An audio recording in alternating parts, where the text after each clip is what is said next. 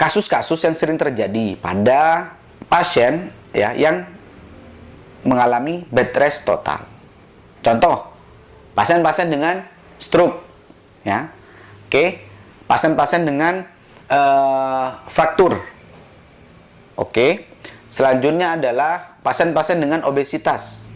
Itu biasanya memang risiko tinggi terjadinya dekubitus ataupun pressure injury itu sangat tinggi.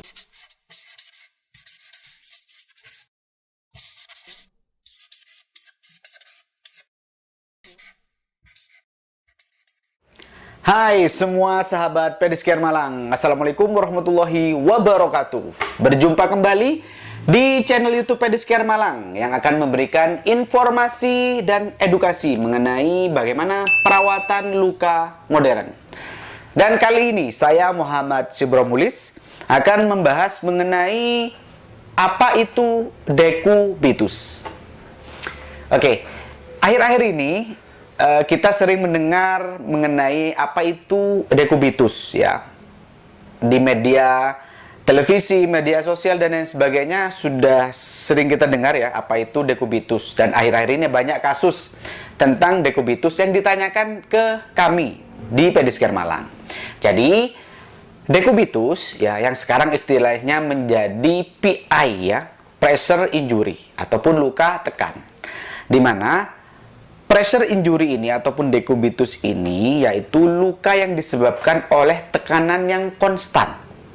Oke, contoh adalah pada pasien-pasien yang mengalami imobilisasi ataupun bed rest total di atas tempat tidur. Nah, ada beberapa bagian-bagian yang memang berisiko tinggi terjadi luka tekan. Kenapa? Oke, saya analogikan sekarang. Yang pertama adalah saat tubuh kita berbaring, ya, tanpa adanya mobilisasi miring kanan dan miring kiri, maka yang terjadi adalah tekanan di bagian-bagian yang menonjol pada area tubuh kita itu akan menahan berat badan kita, ya. Oke, sehingga ya pembuluh darah yang ada pada bagian yang tertekan itu akan mengalami trauma. Oke, yang biasanya yang pertama tanda klinisnya adalah dia akan mengalami memar, kemerahan.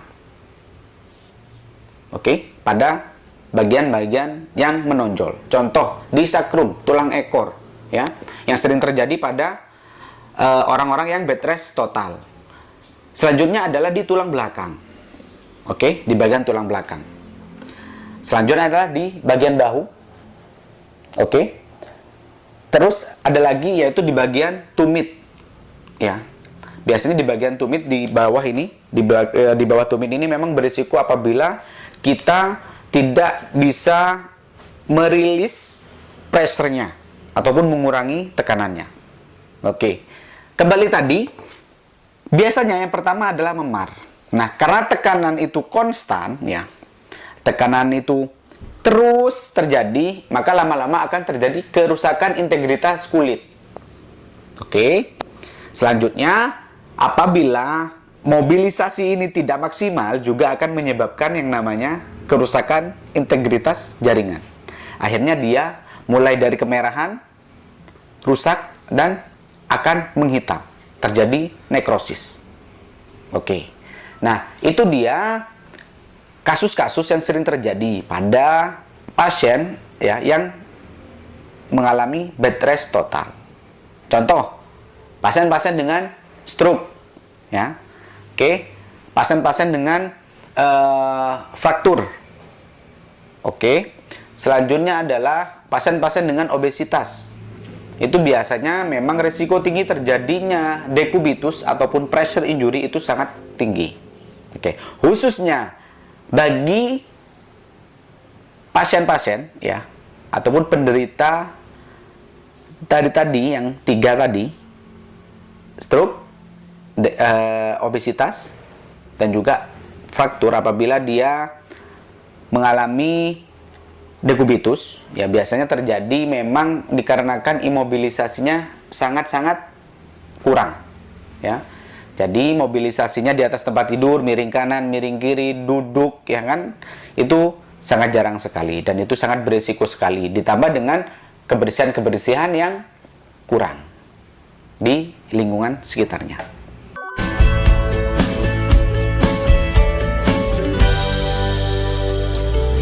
Pencegahannya pada pasien-pasien dengan resiko tinggi terjadinya dekubitus ataupun pressure injury adalah yang pertama, kita sering miringkan, ya, miring kanan, miring kiri selama 2-4 jam sekali. Ya.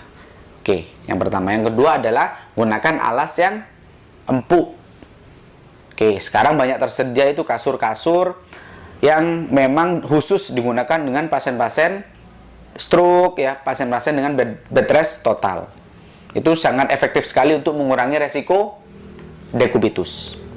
Oke, selanjutnya adalah membuat offloading, ya. Jadi offloading tadi fungsinya adalah untuk mengurangi tekanan pada jaringan yang mengalami trauma. Itu dia untuk pencegahannya. Oke, resiko tinggi ya apabila orang tadi adalah kurus. Karena apa? Karena tulang-tulang, ya, tulang-tulang pada bagian tubuh ini akan menonjol dan itu akan menjadi risiko yang sangat tinggi terjadinya dekubitus. Oke, selanjutnya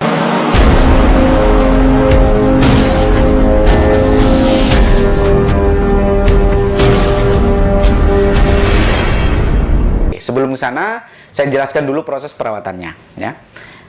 Bisa sembuh dan tidak, itu tergantung bagaimana kita merawatnya dengan baik, merawatnya dengan terapi-terapi yang baik, ya, dengan dressing-dressing yang baik. Ya, intinya konsepnya adalah bagaimana ini akan mengurangi tekanan pada luka dekubitus itu. Karena apabila tidak dikurangi, sama saja. Kita merawat sudah dengan teknik terbaik, dressing terbaik, ataupun dengan cara yang paling baik, apabila ya tekanan ini masih terjadi di daerah dekubitusnya, maka kita percuma untuk merawat. Karena itu akan sangat menghambat dari proses penyembuhannya.